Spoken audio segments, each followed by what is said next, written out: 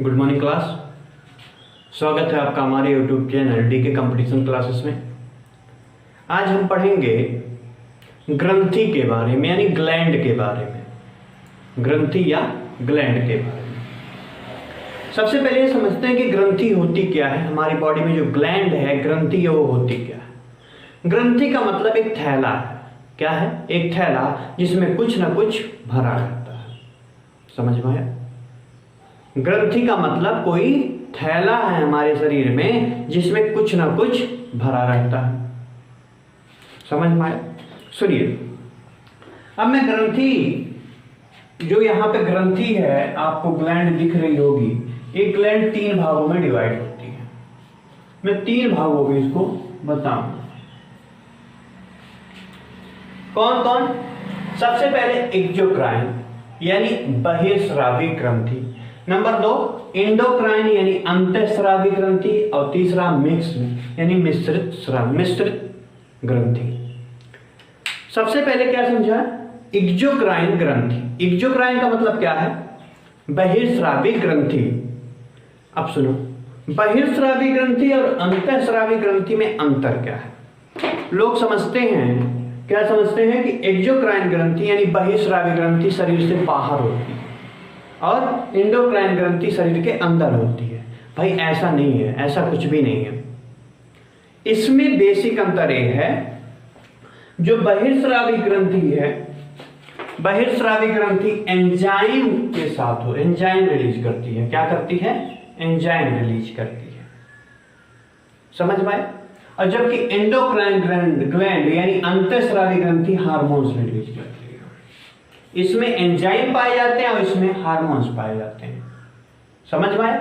इसमें एंजाइम पाए जाते हैं और इसमें हार्मोन्स पाए जाते हैं। देखो भैया, दूसरा अंतर सुनो, इसमें डक्ट यानी नली प्रेजेंट होती है। क्यों नली प्रेजेंट है? देखो, और इसमें नली नहीं प्रेजेंट होती है। इसमें ब्लड संपर्क नहीं होता, जबकि इसमें ब्लड संपर्क होता है। सुनो भाई, मैं बोला क्या? इसमें नली पाई जाती है। पाने का मतलब क्या है कि एंजाइम उस नली के द्वारा बाहर निकलते हैं, उसी के द्वारा बाहर निकलते हैं। जैसे अगर यहां पे ब्लड का संपर्क होता तो बहिर्स्रावी ग्रंथि के कारण जो कुछ महसूस होता है वो ब्लड के साथ ही निकलता। जैसे बहिर्स्रावी ग्रंथि की मैं बात करूं, स्वेट ग्लैंड यानी पसीना जो निकलता है, पसीने के साथ कभी देखे वो खून निकलता हुआ? नहीं निकलता है ना, क्योंकि उसकी डक्ट अलग होती है, तभी तो निकल रहा है। नहीं तो अगर ब्लड के संपर्क में रहता तो खून के साथ भी निकलता ना। आंसू क्यों निकलता भैया? आंसू के साथ कभी देखे हो खून के साथ निकलना? आंसू नहीं निकलता है। ठीक है। लार क्या है आपकी? एक बहिर्स्रावी ग्लैंड आपस में ये बनाती हैं। अगला और बताओ, कुछ भी हो रहा है भाई, जो मतलब जिसके साथ क्या ना मिले, ब्लड ना मिले, वो किस में आते हैं? बहिर्स्रावी ग्रंथि में। और जिसके साथ ब्लड मिल जाए वो अंतःस्रावी ग्रंथि, वो अंतःस्रावी ग्रंथि। अंतःस्रावी ग्रंथि में कौन आएगा? सुनो, अंतःस्रावी ग्रंथि ये हमारे शरीर के अंदर प्रेजेंट होती है। इसको हम अभी बाद में पढ़ेंगे। सबसे पहले हम इसके बारे में समझते हैं। देखो, अगर इसमें ब्लड का संपर्क हो जाएगा, अगर इसमें ब्लड का संपर्क हो जाएगा तो क्या होगा? पसीना जो बाहर निकल रहा है, वो पसीने के द्वारा क्या आता? ब्लड आता कि नहीं आता? इसमें सुनो, इसमें ब्लड के संपर्क में रहता है जो हार्मोन्स होते हैं। आप सोचो, आपको कोई हार्मोन्स हो रहा है तो क्या होगा? हार्मोन्स अगर रिलीज होगा तो ब्लड में रिलीज होगा या बाहर? ब्लड में ही रिलीज होगा ना, वो ब्लड में डायरेक्ट पहुंचा देता है। इसमें कोई डक्ट की जरूरत नहीं होती। समझ में आया? आगे बढ़ते हैं।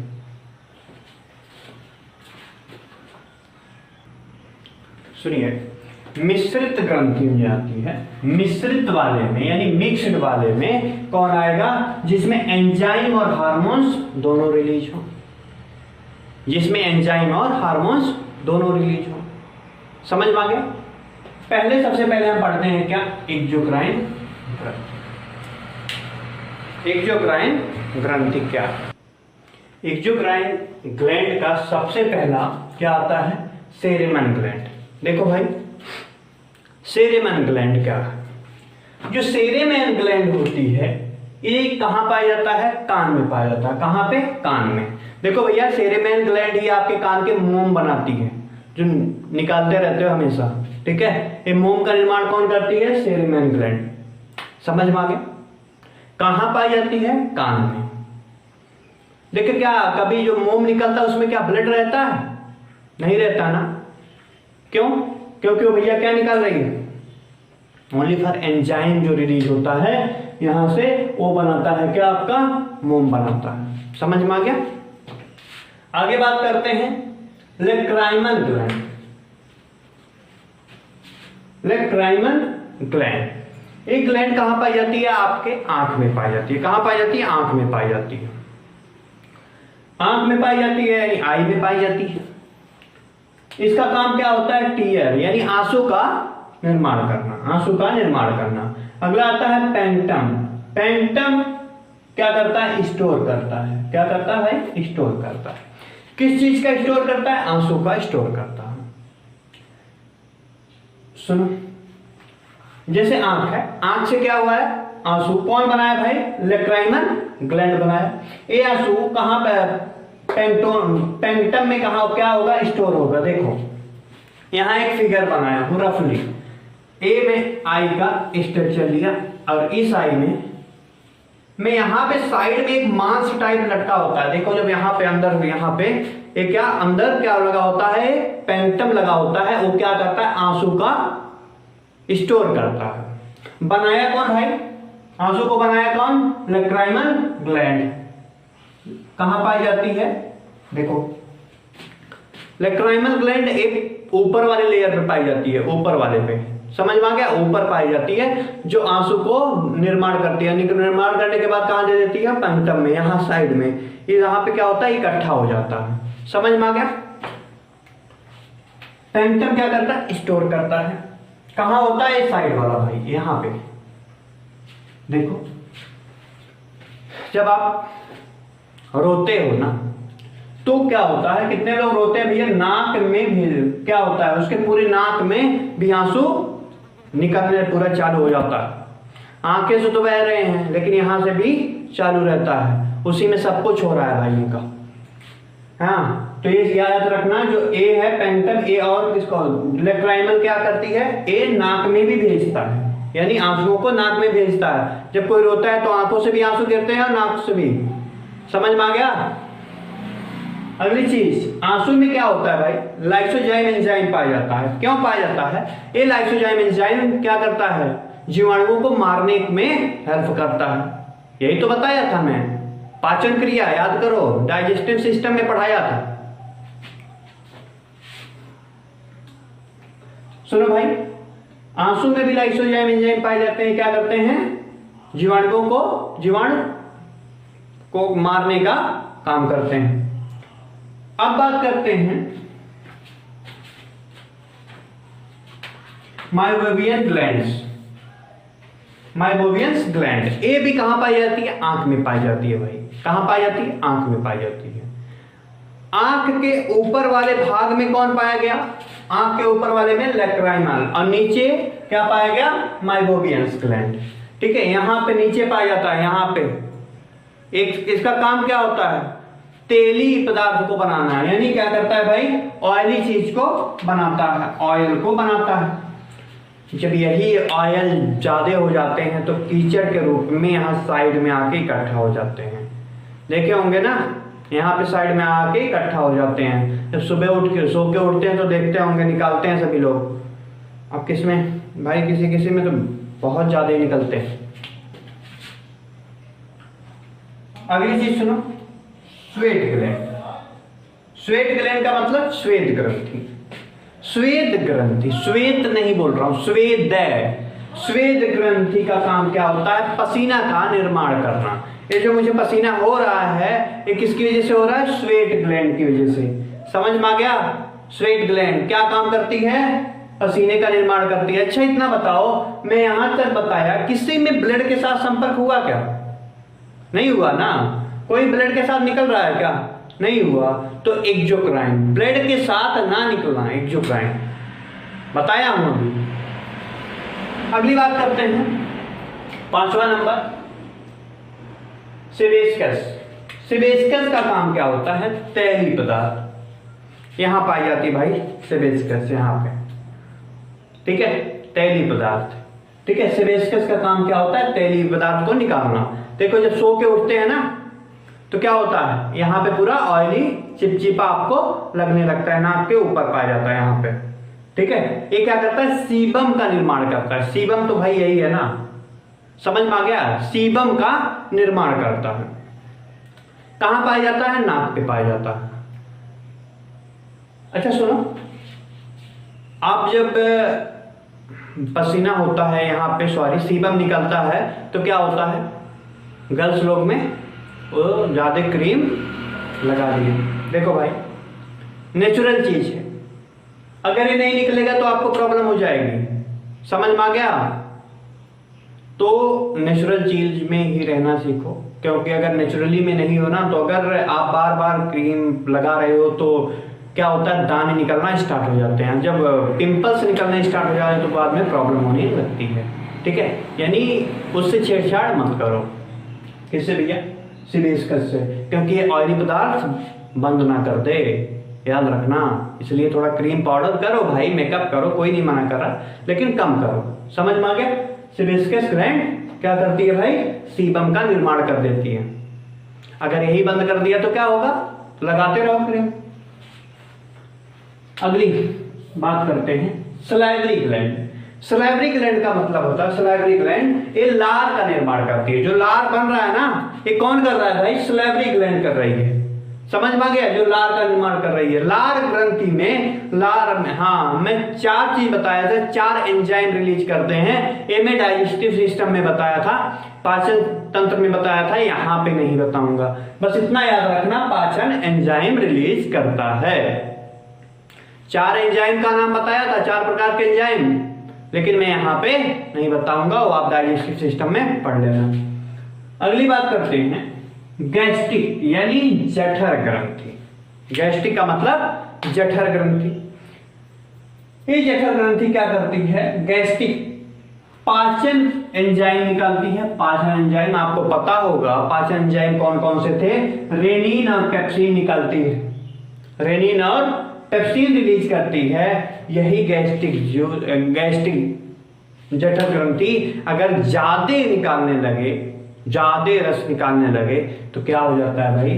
गैस्ट्रिक रोग हो जाता है। जो डॉक्टर बोलेगा आपको गैस की प्रॉब्लम हो रही है। समझ में आ गया? क्यों? क्योंकि गैस्ट्रिक रोग बन गया। किसकी वजह से भाई? रेनिन और पेप्सिन की वजह से। समझ में आ गया? रेनिन और पेप्सिन क्या होते हैं? अगर ज्यादा होने लगते हैं, कौन बनाएगा भाई? गैस्ट्रिक ग्रंथि यानी जठर ग्रंथि जब ज्यादा बनाने लगेगी तो क्या हो जाता है? गैस्ट्रिक प्रॉब्लम होने लगती है। समझ में आ गया? इसलिए थोड़ा देखो, रेगुलरिटी बनाओ। कोई चीज का रेगुलरिटी बनाओगे तो नहीं प्रॉब्लम आएगी। अब पता चला 7 बजे खा रहे हो तो पता चला कल 9 बजे खा रहे हो, तो कल परसों 11 बजे खा रहे हो, ऐसे कोई टाइम फिक्स नहीं है। ठीक है, तो टाइम से जब तक नहीं खाओगे तब तक प्रॉब्लम होती है। अगली बात करते हैं म्यूकस ग्लैंड।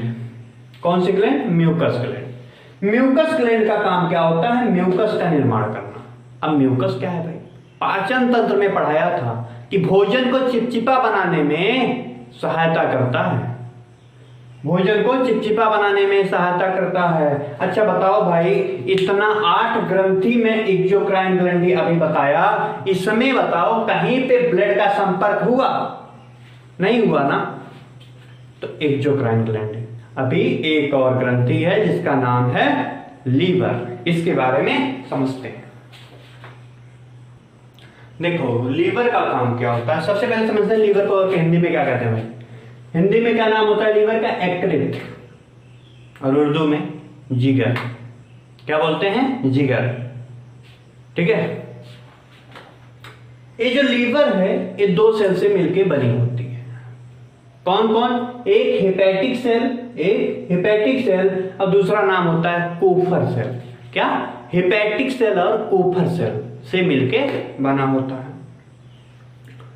अगर मैं लीवर की बात करूं तो लीवर हमारे बॉडी का सबसे बड़ी बाह्यस्रावी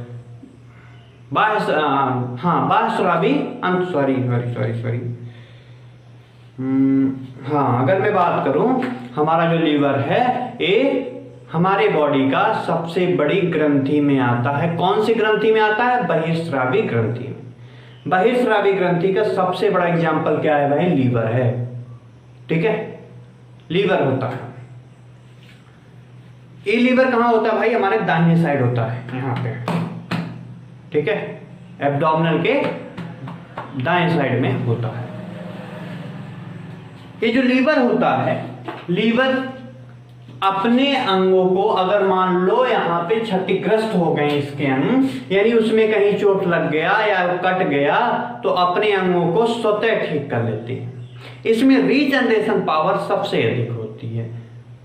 किसमें? लीवर में रीजनरेशन पावर सबसे अधिक होती है। मान लो आपके राइट साइड में कोई चाकू मार दिया ना और लीवर में चला गया, ठीक है, तो बहुत जल्दी सही हो जाता है। लीवर अपने आप ही सही करने लगता है। जबकि बाएं साइड में अगर चला जाए तो बहुत दिक्कत हो जाएगी। यानी राइट साइड में अगर चाकू गया है तो क्या होगा? आप बच सकते हो। क्यों? क्योंकि लीवर में लगा है। लीवर में लगने पे क्या होता है भाई? लीवर अपने अंगों को स्वतः ठीक कर सकती है। लीवर में फाइब्रिनोजेन और प्रोथ्रोम्बिन और हिपेरिन एंड सबलूमियन निर्माण होता है। देखो भाई, ये मैं 2 प्रोटीन बता रहा हूं। ये 2 प्रोटीन का निर्माण कौन करता है? लीवर करता है। ये 2 प्रोटीन का काम क्या था? इन दोनों का काम था कि थक्का बनाना, यानी ब्लड को क्लॉट कराने का काम करता था। जबकि हिपेरिन का काम क्या करता था? हिपेरिन इनसे थक्का बनाने नहीं देता था। हिपेरिन ही संभाल रहा है आपके बॉडी के अंदर, नहीं तो ब्लड थक्का बना देते कौन? प्रोथ्रोम्बिन और फाइब्रिनोजेन। समझ में आ गया? इन दोनों का काम क्या था? थक्का बनाना, और इसका काम था थक्का ना बनाना। समझ में आ गया? जबकि दोनों बनते कहां हैं? लीवर। कहां बनते हैं? लीवर। देखो भाई, लीवर में ब्लोरुबिन का निर्माण भी होता है।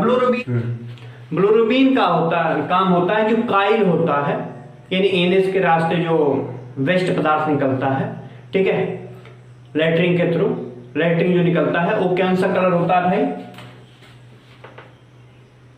कहां गया? ब्लोरुबिन पीला कलर देता है भाई, यही पीला कलर देता है।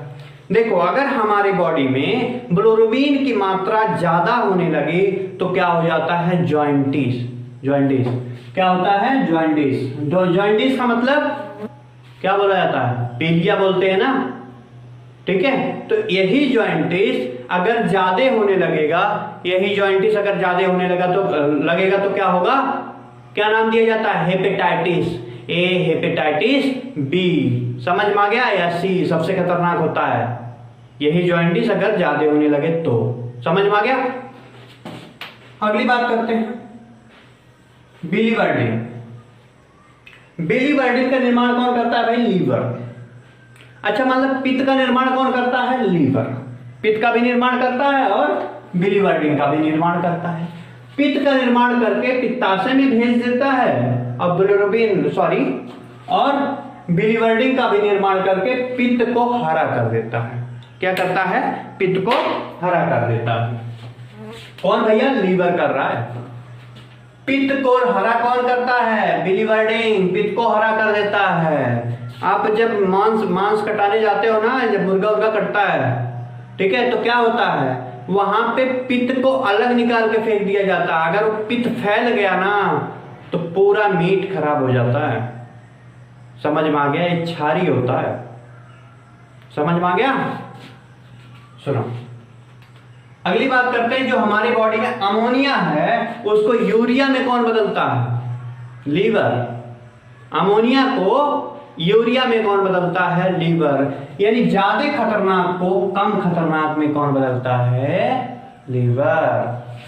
अगली बात करते हैं जो ग्लूकोज है। ग्लूकोज को ग्लाइकोजन में कौन बदलता है? ग्लूकोज को ग्लाइकोजन में बदलने का काम कौन करता है? कौन करता है भाई? लीवर करता है।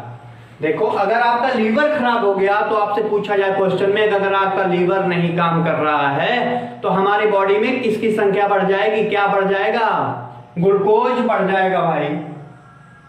समझ में आ गया? अगली बात सुनो, ग्लूकोज का और भी काम होता है कार्बोहाइड्रेट को फैट में बदलना। किसमें? फैट में बदलना। कार्बोहाइड्रेट को फैट में बदलना, और यही फैट जब ज्यादा हो जाता है कोलेस्ट्रॉल में बदल देता है। समझ में आया? अगर हमारी बॉडी में कोलेस्ट्रॉल ज्यादा हो रहा है तो क्या होगा? हार्ट अटैक हो जाएगा। इसलिए उतना खाओ जितना पचा सको।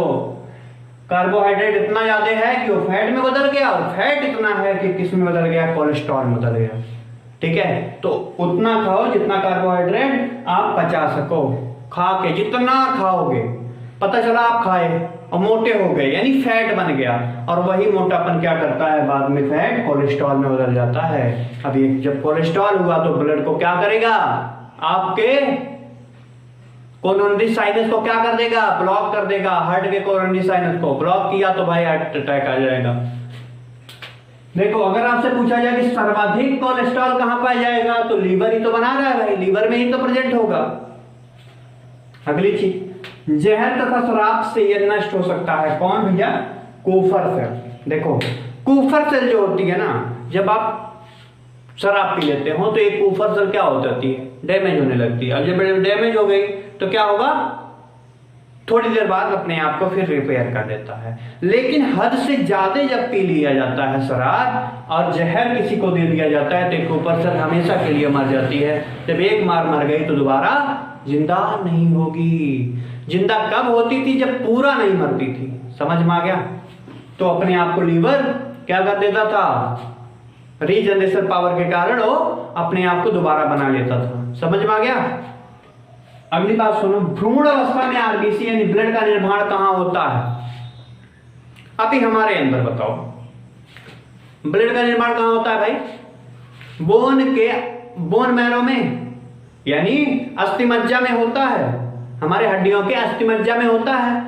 लेकिन जो बच्चे होते हैं, भ्रूण अवस्था, मतलब कि जो बच्चा मम्मी के पेट में है तो उसको बोला जाता है भ्रूण अवस्था। ताकि 1 घंटे बाद, चाहे वो 1 घंटे बाद ही पैदा क्यों ना हुआ,